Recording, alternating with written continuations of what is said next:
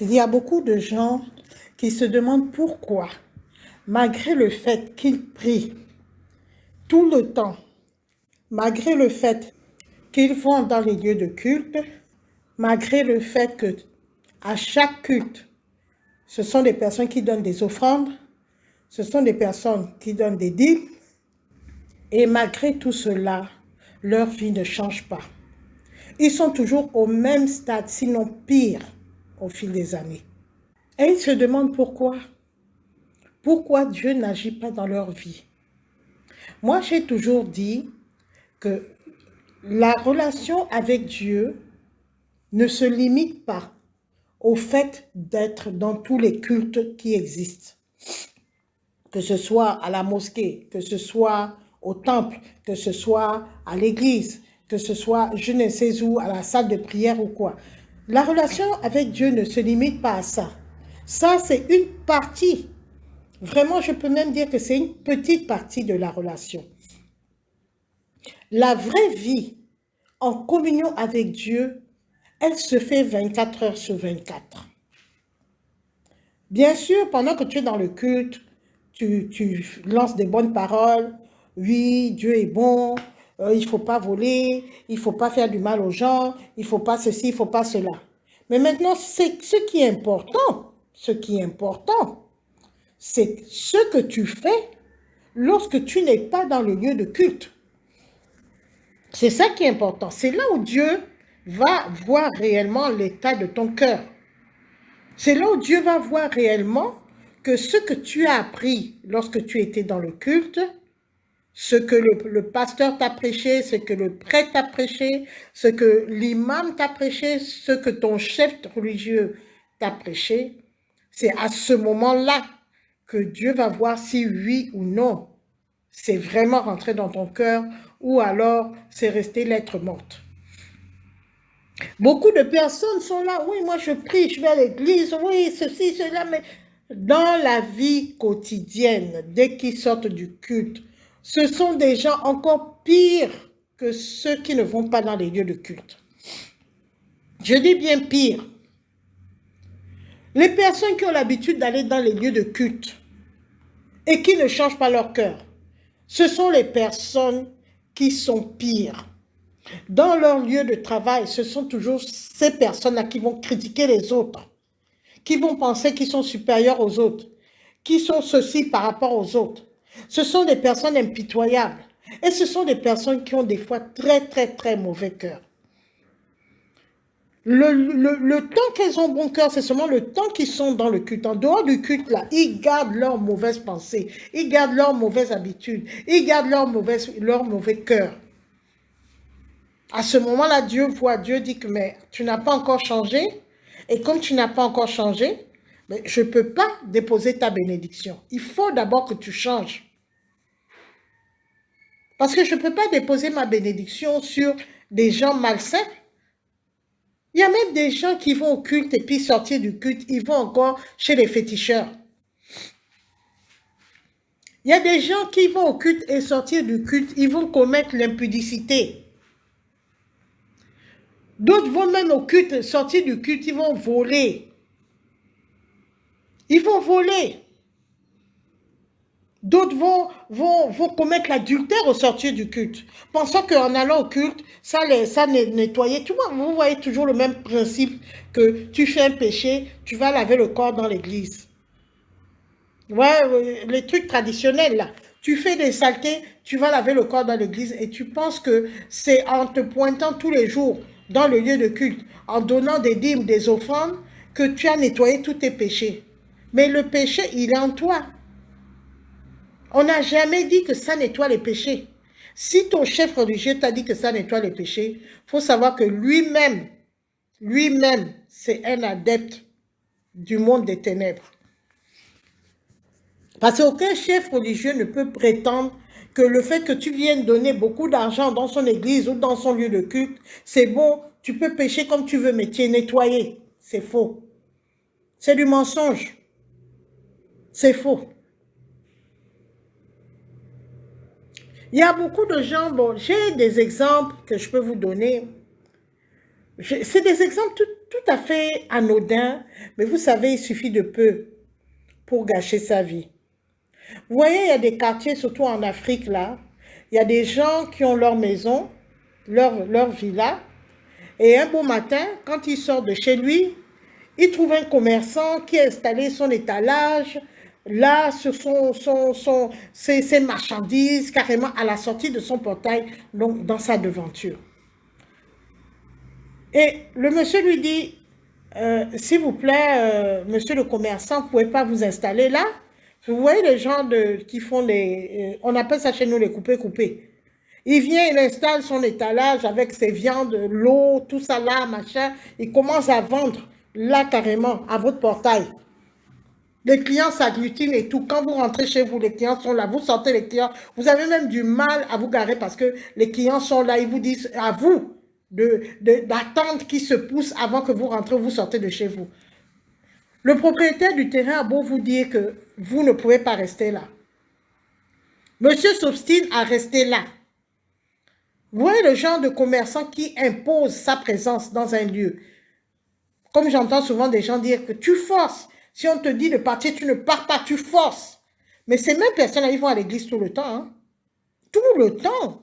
Ce sont ceux-mêmes qui dansent le plus à l'église, qui crient le plus fort à l'église, qui vont même exposer le billet qu'ils vont donner dans le panier d'offrande. Mais regardez ce qu'ils font. Vous voyez? Le propriétaire du terrain a beau lui dire de quitter, il dit il ne quitte pas. Ça, c'est du vol, parce que tu voles la place de quelqu'un. Ce n'est pas ta place. Ce n'est pas ta terre. Tu viens, tu t'installes sur la terre de quelqu'un de force. C'est du vol. Ou bien il y a un autre terme pour expliquer ça. Quand on te dit de partir, tu dis non, moi j'ai besoin de nourrir mes enfants. Donc tu nourris tes enfants sur le vol? Ce n'est pas ta terre, c'est la terre de quelqu'un. Le propriétaire de la terre te dit que tu ne peux pas vendre tes coupés là, sur sa terre. Mais toi, tu viens, tu dis, je vends là. Je vends là. C'est du vol. C'est ce que je vous explique, il suffit d'un peu. Je vais vous donner un autre exemple. Vous êtes commerçant et en partant, il y a un client qui est venu, il a fait ses courses et tout, et en partant, il a oublié sa monnaie. Et toi, tu dis, ah, il a oublié sa monnaie, tu prends, tu mets dans la poche. Tu ne dis rien. Et tu penses que tu as été malin. Des fois, même le commerçant revient, ah, excusez-moi, monsieur, j'ai oublié ma monnaie. Ah, tu as oublié ça où? Voilà, la table est vide. Je n'ai rien vu. Vous voyez? Et ce commerçant, il va dans le lieu de culte. C'est peut-être avec l'argent volé là qu'il va aller payer son offrande ou sa dîme le dimanche. Il suffit de peu. Demandez-vous pourquoi il y a autant de lieux de culte, surtout dans nos pays africains. Je n'ai jamais vu un continent qui a autant de lieux de culte au mètre carré. Et pourquoi il y a autant de méchanceté, autant de sorcellerie, autant de débauche, autant de misère. Est-ce à dire que Dieu ne voit pas? Non, Dieu voit. Je vous ai dit que Dieu y voit. Et tous les témoins qu'il a posés dans la création voient tout ce que tu fais.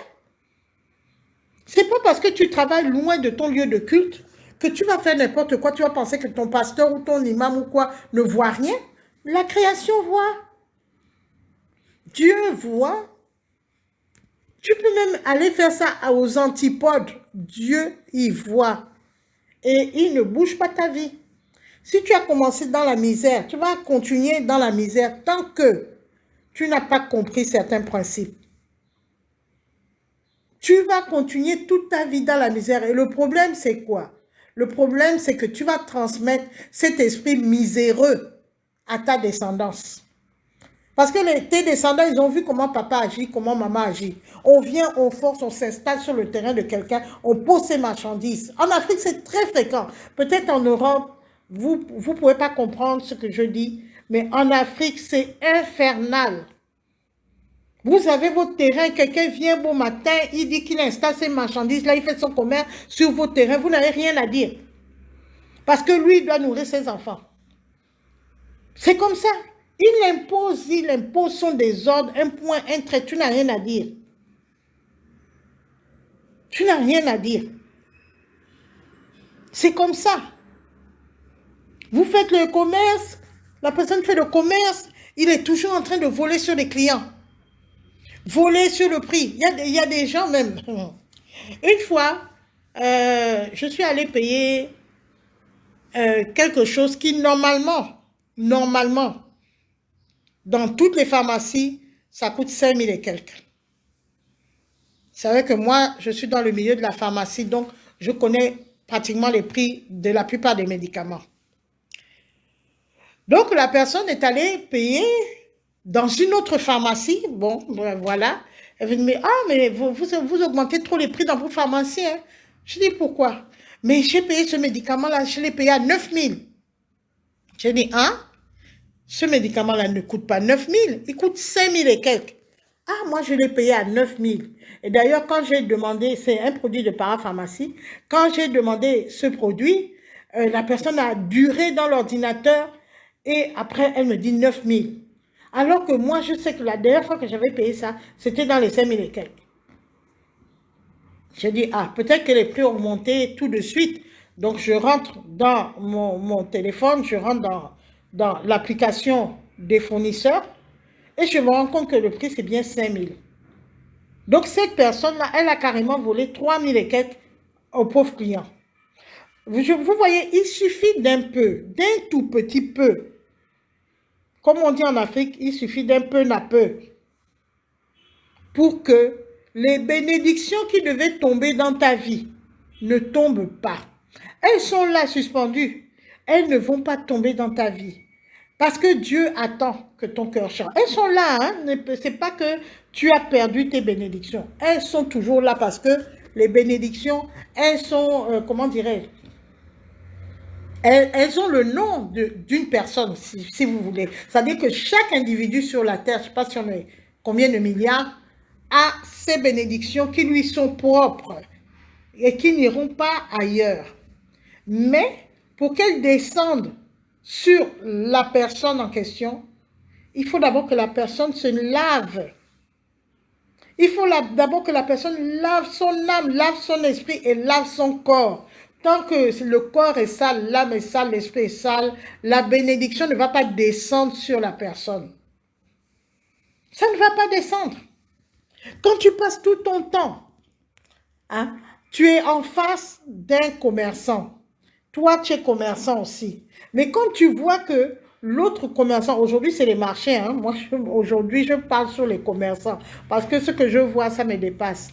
Quand tu vois que le commerçant qui est en face de toi à la route, que les commerces sont face à face, tu vois que chez le commerçant, vous ne vendez pas la même chose. Hein? Vous ne vendez pas la même chose. Vous n'avez pas les mêmes produits. Vous ne vous connaissez pas. Toi, tu as ton commerce. L'autre a son commerce. Mais tu regardes chez l'autre, il y a plein de clients. Tu regardes chez toi, il n'y a pas les clients. Tu regardes l'autre avec la haine tous les matins. Tu maudis l'autre tous les matins. Pourquoi il a les clients? Pourquoi moi je n'ai pas les clients? Oh, il fait les fétiches. Oh, machin, ceci, cela. Et le patati et patata. C'est pas normal qu'il a les clients et moi je n'ai pas les clients. Mais dis donc, tu crois que c'est tout le monde qui fait les fétiches? Il y a des gens qui ont compris comment faire descendre la bénédiction de Dieu dans leur vie et dans leurs affaires. Et c'est ce qu'ils utilisent et c'est pour ça qu'ils ont toujours des clients. Et c'est pour ça qu'ils ont une prospérité. Mais toi, au lieu de t'occuper de ton étalage, tu es là à regarder ce qui se passe chez la personne en face. Tu es là à compter même les clients que la personne a en face, au lieu de t'occuper de tes marchandises. Et je répète que ces deux commerçants-là ne vendent pas les mêmes choses. Ils ne vendent pas les mêmes choses. C'est ça même qui me dépasse, quoi. Et c'est pour ça, moi, je ne paye plus rien chez cette commerçante parce que je dis, son cœur est tellement mauvais que quand je vais payer les choses chez elle, ça va gaspiller ma vie. Parce que tout ce qu'elle vend est imprégné de son mauvais cœur. Peut-être c'est pour ça qu'elle n'a pas les clients, mais c'est même à cause de son mauvais cœur qu'elle n'a pas les clients. C'est comme ça. Il suffit d'un peu, d'un peu.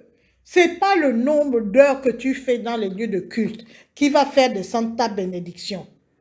Ce n'est pas les pièces d'argent que tu vas donner parce qu'il y a beaucoup de pasteurs qui font des prédications tordues en disant que si tu veux que Dieu te bénisse, il faut que tu viennes déposer l'argent à l'église. Ça, là, moi, je n'ai pas vu ça dans la Bible.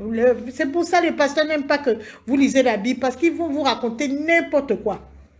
Donc, Dieu va te bénir si tu donnes beaucoup d'argent, même si ta vie est dans les ténèbres, dans la sorcellerie et tout, il suffit que tu donnes de l'argent, Dieu va te bénir. Le Dieu que moi, je connais là, c'est comme ça qu'il fonctionne. Non, non, non. Non, ça, c'est du mensonge. L'état de ton cœur, c'est fondamental. Si on te dit que quelque chose est interdit, on te dit que la place là, ne te mets pas là, ce n'est pas à toi, ce n'est pas parce que tu es commerçant que tu viens, tu te mets sur le terrain de l'autrui, tu bloques son portail, tu mets tes marchandises qui font couler de l'eau sale avec le soir, les asticots sont là, les sachets plastiques sont là, toute la pourriture est là, tu pars, tu rentres à la maison tout content parce que tu as bien vendu dans le terrain d'autrui, tu as bien laissé la saleté et tout. Le propriétaire du terrain t'a bien dit que ne te mets pas là. Toi, tu viens, tu forces que je me mets là, tu vas me faire quoi? Un machin. C'est du vol. Tes affaires sont basées sur du vol. Le même argent que tu gagnes, c'est le même argent que tu vas perdre dès la fin de la semaine, peut-être même le lendemain. Et c'est pour ça que depuis 10 ans, tu restes là toujours sous le soleil, sous la pluie, avant dehors. C'est parce que ta vie ne va pas avancer. Ta vie ne va pas avancer. Parce que tout ce que tu fais, c'est basé sur des choses que Dieu refuse. Je suis désolée. Dieu, il est clair dans sa vie. Tu ne voleras point, c'est quoi? Les gens ont compris que tu ne voleras point. Ça se limite à aller voler de l'argent chez quelqu'un ou voler une marchandise chez quelqu'un. Mais quand tu voles le temps de quelqu'un, c'est du vol. C'est du vol. Ça, c'est du vol parce que ça ne t'appartient pas. Tu viens, tu voles le terrain de quelqu'un, tu viens, tu mets tes marchandises là, point, un trait. Quand le propriétaire discute, comme la personne, le propriétaire est déjà âgé, tu imposes parce que tu es costaud, tu viens, oh, je fais mes coupés là, un point, un trait. Voilà maintenant devant chez la pauvre personne qui a son terrain, qui l'a bien entretenu avec les fleurs et tout. Il y a maintenant un étalage de coupé. Et comme le diable aussi vient avec sa panoplie de problèmes, il y a quelqu'un d'autre qui s'est installé à côté, l'autre s'est installé à côté. Voilà, ça devient un lieu de commerce avec la saleté, tout le bruit, tout le désordre, le banditisme et tout, sur le pauvre terrain d'autrui. La personne t'a dit ne te mets pas là. Tu as dit je me mets là. Je me mets là, point trait.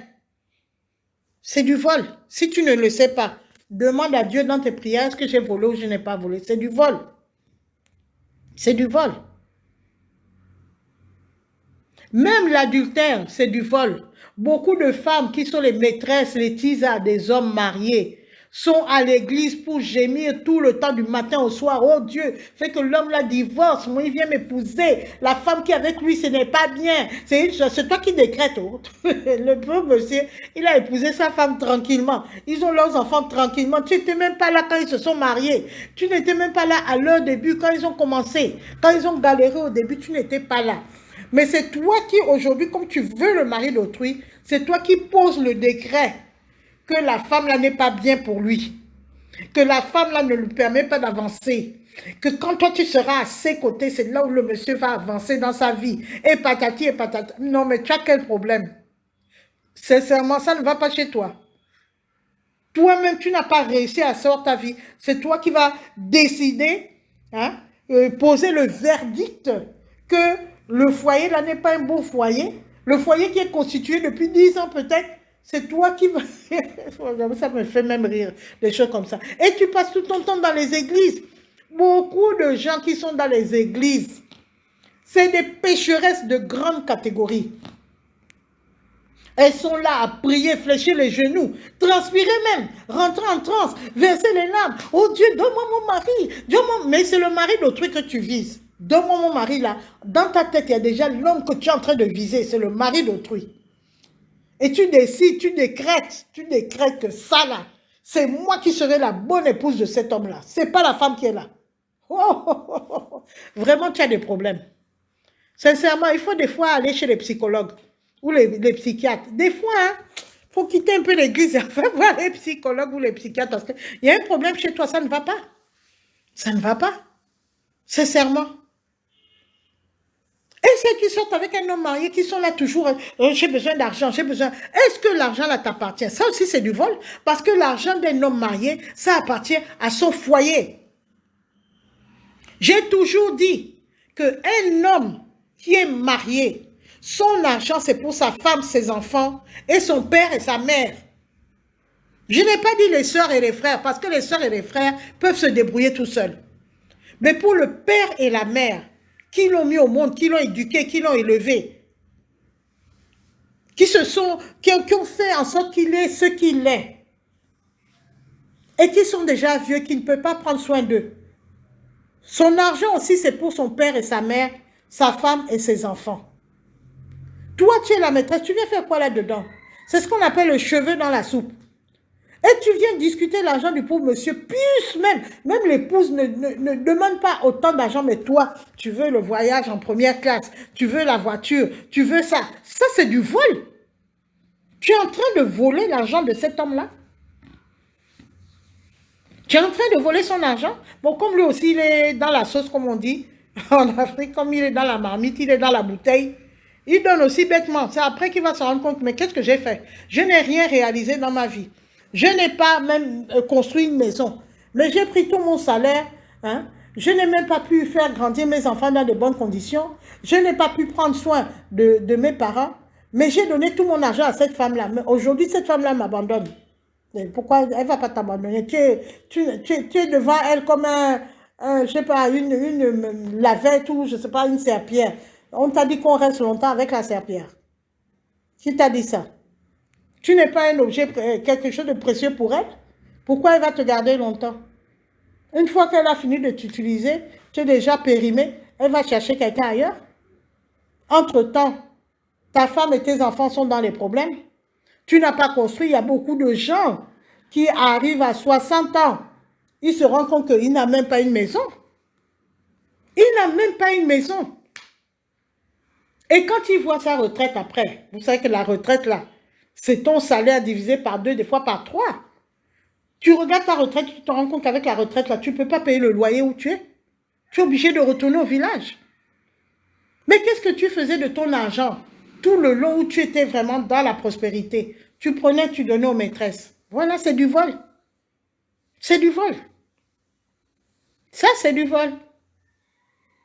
Il y a beaucoup d'actes que nous faisons et qui nous maintiennent dans la misère.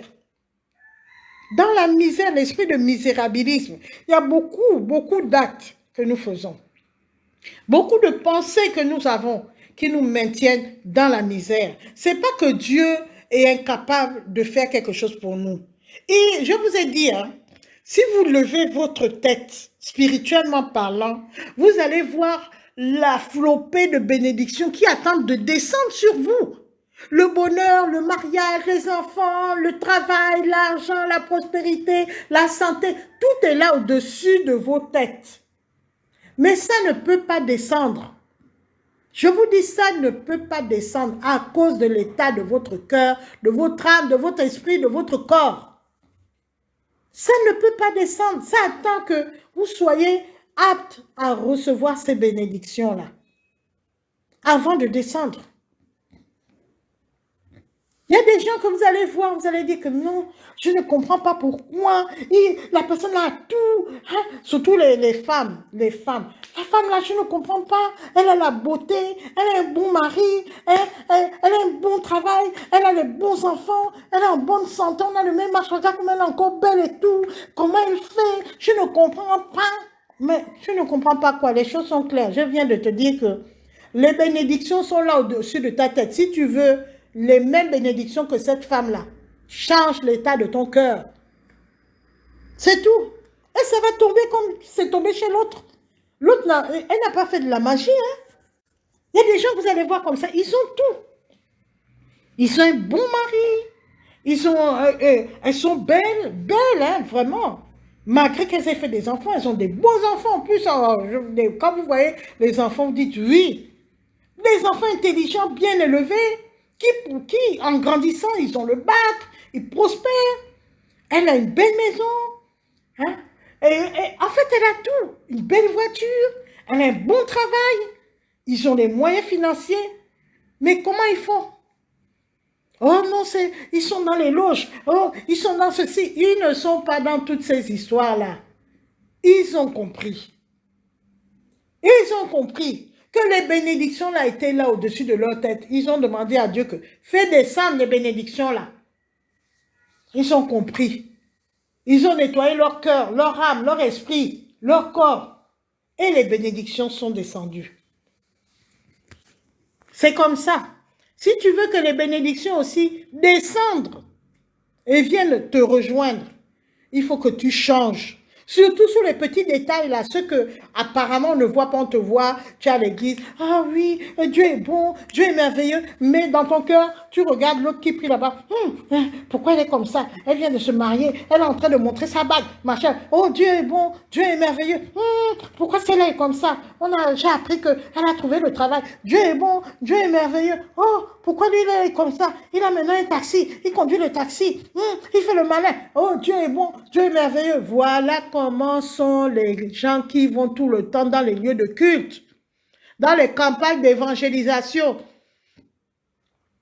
Dans les campagnes d'évangélisation, j'ai même un petit exemple qui est arrivé récemment chez nous. Il y a eu un pasteur qui est venu faire une grande campagne d'évangélisation, grand, jusqu'à on ne dit pas quoi, je ne sais même pas comment dire. Et beaucoup de gens ont manqué le travail pour aller à la campagne d'évangélisation. Bon, je vous pose la question. Là, c'est un exercice que je vous donne. De vous à moi. Est-ce que vous pensez que quand ils sont allés là-bas, ils ont eu la bénédiction? Dites-moi un peu. Et d'ailleurs, au sortir, leur vie n'a pas changé. Pourquoi? Tu as embauché quelque part. Tu n'as pas demandé la permission à ton patron d'aller assister. Bon, la campagne se faisait sur 3 ou 4 jours, 4 jours, je crois. Hein? Tu peux encore demander au patron que, s'il vous plaît, patron, est-ce que je peux prendre une journée ou une demi-journée pour assister à la campagne d'évangélisation? J'ai besoin de prière et tout et tout. Une demi-journée seulement. Le patron dit, bon, ok, pour une demi-journée, etc. Non. Dès qu'on a dit que le pasteur est là, tu as laissé ton travail.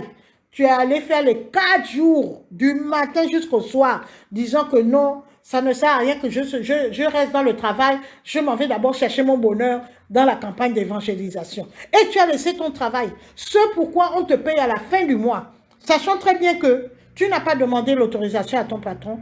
Et en plus, on a besoin de toi parce que sinon on ne t'aurait pas embauché. Donc tu as laissé le travail comme ça, tu as amené les désagréments dans ton lieu de travail et tu as dit que tu l'as fait parce que tu vas chercher ta bénédiction dans la campagne d'évangélisation. Sincèrement, quand tu suis ce raisonnement-là, est-ce que tu es normal? Est-ce que tu es normal? Sincèrement, en toute honnêteté, ça va bien dans ta tête. Et tu es parti à la campagne d'évangélisation. Oh, alléluia, oh, machin, sous le soleil, sous la pluie, tout, tu es là. Non, c'est pour Dieu, c'est pour Dieu. Entre-temps,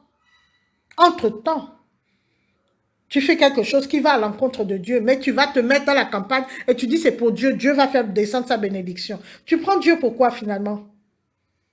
Tu le prends pour qui et pourquoi? Sincèrement, le Dieu que moi je connais, peut-être toi et moi on ne prie pas le même Dieu. Le Dieu que moi je connais, il s'appelle le juste juge. Et moi je lui ai donné un autre nom. Je l'ai appelé celui qui ne corrompt jamais et qu'on ne peut pas corrompre. Ce n'est pas parce que tu as crié fort dans la campagne d'évangélisation que tu vas corrompre Dieu. Il y a des femmes, elle s'est discutée avec son mari chaud. Elle a laissé ses enfants pour aller faire la veillée de prière. Oh, c'est pour Dieu. Non, moi je cherche mon salut, je cherche ma bénédiction. Tu laisses tes enfants. Vous savez que pour Dieu, les enfants, c'est encore plus précieux que les adultes. Tu laisses tes enfants. À la maison, tu mets le pain, tu mets le lait, tout, tu déposes. Tu vas à la campagne à la veillée de prière. Toute une nuit. Tu as laissé des enfants, l'aîné à 10 ans. Et il a 2 petits frères et sœurs. Toute une nuit. Et pendant la nuit, il y a eu coupure de courant. Vous savez, chez nous en Afrique, c'est très fréquent. Donc l'aîné, un bon aîné, il a allumé la bougie. Mais, vous savez, nos matelas, là, vous voyez les matelas mousse là, qui brûlent en 2 minutes. Quand il a allumé la bougie, en dormant, il y a une partie du drap ou du pain qui les couvrait qui est tombé sur la bougie. Ça a pris feu, c'est venu brûler les matelas mousse et tous les enfants ont brûlé avec. Pendant que madame cherchait soi-disant sa bénédiction ou sa délivrance dans la veillée de prière. On pourrait se demander, mais comment il était avec Dieu, comment il s'est passé ça dans sa maison? Parce qu'elle n'a trouvé que les corps carbonisés. Elle-même aussi, elle pouvait se demander, elle va dire que Dieu est mauvais, moi j'étais en train de prier Dieu, mes enfants sont morts. Est-ce que Dieu t'a envoyé faire la veillée de prière, abandonner tes enfants pour aller t'asseoir dans une église, soi-disant faire une veillée de prière? Dieu t'a envoyé. C'est pour ça qu'il faut souvent communiquer avec Dieu parce que ça nous évitera de commettre des actes aberrants. Est-ce que Dieu t'a envoyé? C'est Dieu qui t'a dit de laisser tes enfants pour aller t'asseoir là-bas. Tu l'as entendu? Non. Non. Tu n'as pas accompli ton devoir de mère qui est de prendre soin de tes enfants. Tu les as plantés là à la maison et tu as passé ta nuit à la veille de prière. Il y a des gens qui vont passer des semaines dans les lieux de culte. Tu laisses tes enfants là, les enfants, peut-être les filles, sont en train de forniquer avec le boutiquier du coin, l'autre est en train de fumer le tant pis, hein? Vous savez ce que je dis, ce qu'on fume là, hein? Pendant que toi, tu vas chercher ton salut dans la veillée de prière ou dans les lieux de culte pendant une semaine. Non, on a une semaine de prière, une semaine de délivrance, on a une semaine d'exhortation, on a une semaine de ceci, de cela. Entre-temps, tu abandonnes tes enfants. Et quand tu as fini ta semaine de prière, d'exhortation, de délivrance, tu te rends compte que ta vie est pire qu'avant cette semaine-là. Qu'est-ce que tu vas dire? Que Dieu n'est pas bon? Tu penses que Dieu n'est pas bon? Est-ce que tu as d'abord accompli ton devoir de mère de prendre soin de tes enfants? Au pire, il fallait amener tes enfants dans ces lieux-là. Tu as laissé tes enfants comme un sac de patates, tu es allé ailleurs. Ça déjà, c'est contre la volonté de Dieu. Il suffit d'un peu pour que les bénédictions qui doivent normalement tomber sur toi ne tombent pas. Il suffit d'un peu. Ce n'est pas une histoire de sorcellerie, que ça tombe chez les autres, ils ont le vampire. Non, non, non, non, non, non. Ça ne tombe pas chez toi. D'ailleurs, il faut arrêter de regarder les autres, hein. Pense d'abord à toi. Pourquoi c'est pas tombé chez toi? Pose-toi cette question au lieu de te demander pourquoi ça tombe chez les autres. Qu'est-ce qui ne va pas chez toi et ça ne tombe pas chez toi? Fais un peu le bilan de ta vie. Fais un peu le diagnostic de ta vie, de ton comportement, de tes pensées, de l'état de ton cœur, de tes actes. Fais le diagnostic et tu vas savoir quel est le problème. Tu vas savoir pourquoi. D'autres sont bénis et toi, tu ne l'es pas. Voilà, j'ai terminé mon message. Et je te dis au revoir et que Dieu te bénisse.